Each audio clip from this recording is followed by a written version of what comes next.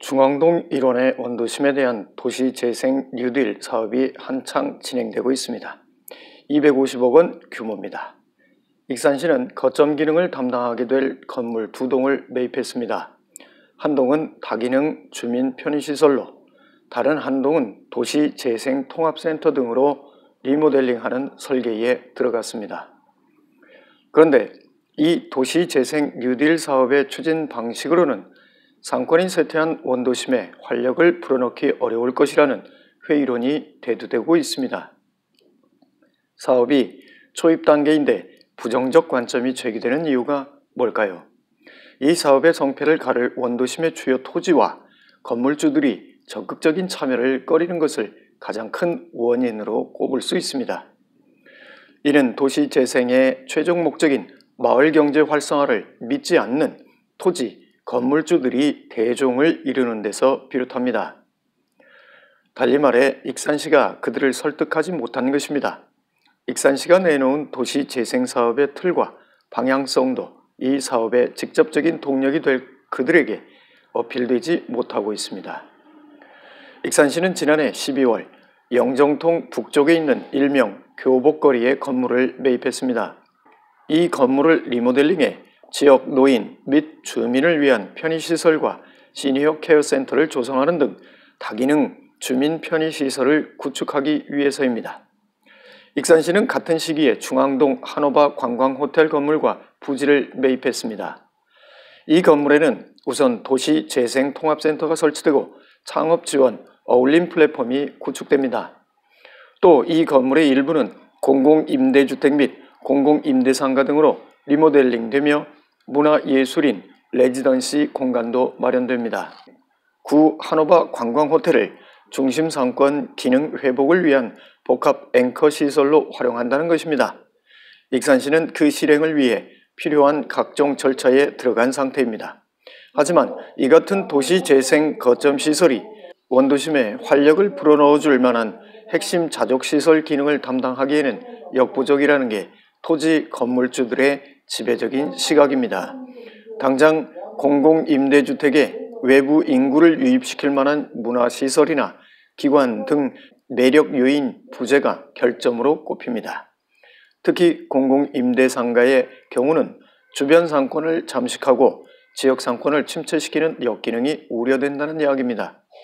무엇보다 원도심의 토지나 건물이 지금 추진되고 있는 도시재생에 힘입어 제값에 거래될 것 같지 않다는 게 현지인들의 시각입니다.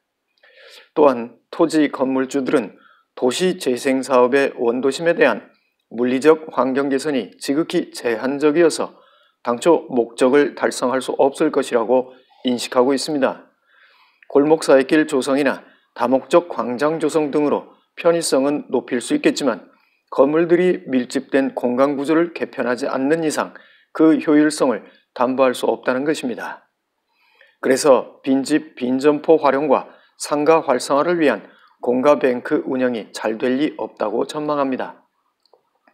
익산시가 원도심 도시 뉴딜 사업을 추진하면서 주민 역량 강화를 위해 도시재생 주민협의체를 구성하고 도시재생 대학을 운영하고 있지만 주요 토지 건물주들의 참여율이 저조한 이유입니다. 그로 인해 민관 도시재생 추진 주체가 구성부터 본래 취지를 충족하지 못한 형편입니다. 멀리 갈 필요도 없습니다. 영정통의 문화예술의 거리가 그것을 실증합니다. 2012년 문화예술의 거리를 조성한다고 공표한 순간 영정통의 건물들 가격은 천정부지로 뛰었습니다. 기존에 형성되어 있는 거래가와는 상관없이 토지 건물주들이 내키는 대로 가격을 불렀습니다. 거점 공간을 확보하기 위한 폐허나 폐가조차도 가격 협상의 공전으로 매입 과정이 험난했습니다.